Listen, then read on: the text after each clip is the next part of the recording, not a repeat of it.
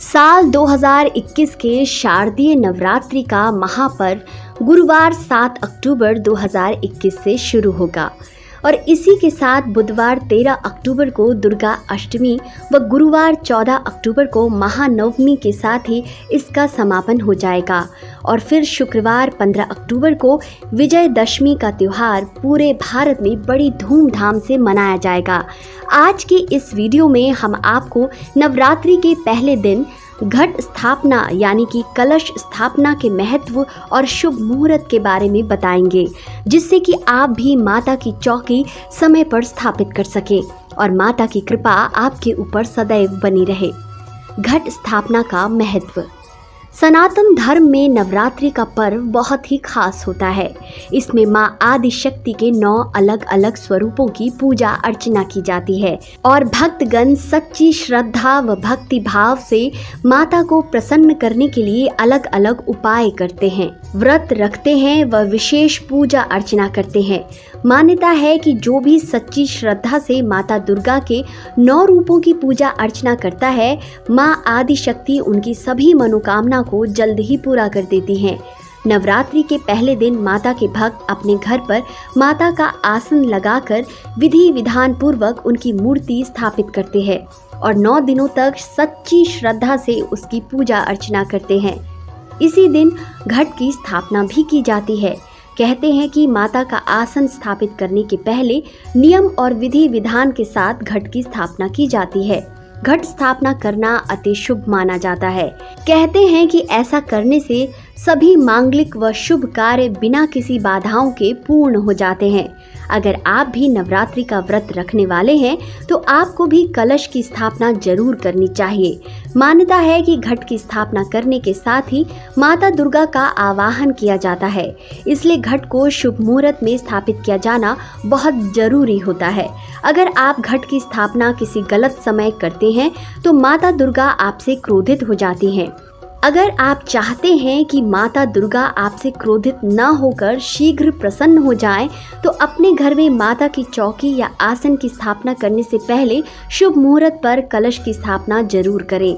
और अगर किसी वजह से आप शुभ मुहूर्त पर अपने घर में घट की स्थापना न कर पाएं, तो आपको चिंता करने की आवश्यकता नहीं है, बल्कि आप अभिजीत मुहूर्त यानी कि हर दिन के 8वें मुहूर्त में भी अपने घर पर घट की स्थापना करते हैं तो यह भी उतना ही शुभ और फलकारी माना जाता है जितना कि शुभ समय पर घट की स्थापना करना।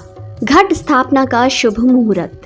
जहाँ नवरात्रि के पावन पर्व की शुरुआत शुभ मुहूर्त में घट स्थापना से की जाती है, वहीं 9वें दिन कन्या पूजन के साथ इस पर्व का समापन होता है।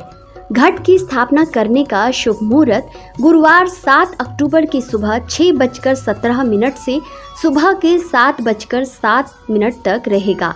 इस शुभ मुहूर्त पर विधि विधान पूर्वक घट की स्थापना करने और उसके बाद माता का आसन लगाने से माता प्रसन्न होती हैं और आपके द्वारा नवरात्रि के दौरान रखे गए व्रत और पूजा को जल्द ही स्वीकार कर आपके सभी दुखों को दूर करती है और आपकी इच्छाओं को भी जल्दी पूर्ण करती है। घट स्थापना की पूजा विधि।